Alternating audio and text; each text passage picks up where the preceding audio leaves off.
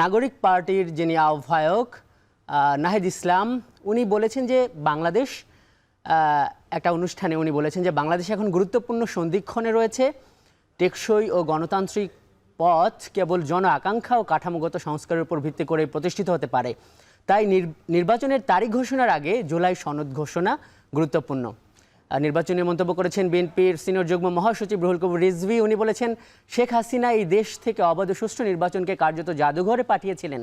তবে জনগণের বিশ্বাস ছিল শেখ হাসিনার প্রস্থান হলে ডক্টর ইউনূস দ্রুতই জনগণের ভোটাধিকার ফিরিয়ে দেবেন। কিন্তু এখন নির্বাচন নিয়ে শুধুই টালবাহানা চলছে।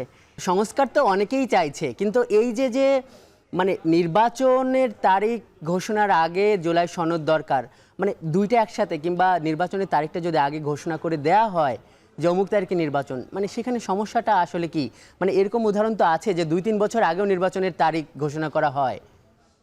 এখন ওখানে আসছে, আপনি জানেন যে প্রথম পর্যায়ের কিন্তু আপনার বৈঠকগুলো শেষ।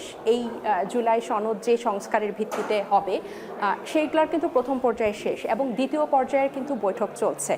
এবং আমাদের যে প্রতিনিধি দল এই লাস্ট জাতীয় ঐকমত্য কমিশনের সাথে মিটিংয়ে গেছে, ও সেই প্রতিনিধি দলের মারফত আমরা জানতে পারি যে সেখানে কিন্তু সবাই খুব আন্তরিক ছিল, সবাই খুব নমনীয় ছিল। তাহলে আমরা আশাই করছি যে নির্বাচনের আগে আমরা একটা জুলাই সনদ পেতে যাচ্ছি এবং এটা খুবই জরুরি। কেন জরুরি?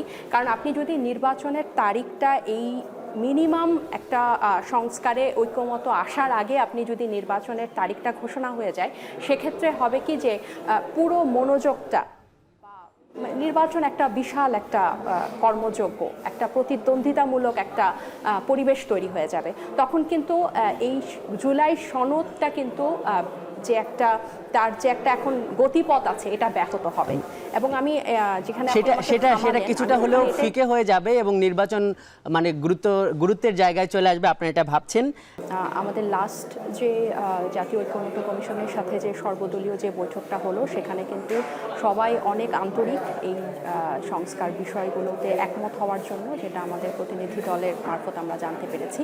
তো আমরা আশা করছি যে জাতীয় স্বার্থে, বাংলাদেশের স্বার্থে সব পক্ষ একমত হবে এবং এই জুলাই সনদটার জন্য নির্বাচন পিছাবে না বা এটার জন্য কোনো ষড়যন্ত্র হবে না। জুলাই সনদটা হয়ে গেলেই আমার মনে হচ্ছে যে আমরা আশা করছি যে নির্বাচনের তারিখটাও আমরা যে ফ্রেমওয়ার্ক অন্তর্বর্তী সরকার বলছেন বা সব রাজনৈতিক পক্ষ দাবি করছে, সমঝোতার ভিত্তিতে আমরা একটা নির্বাচনের তারিখ পেয়ে যাব।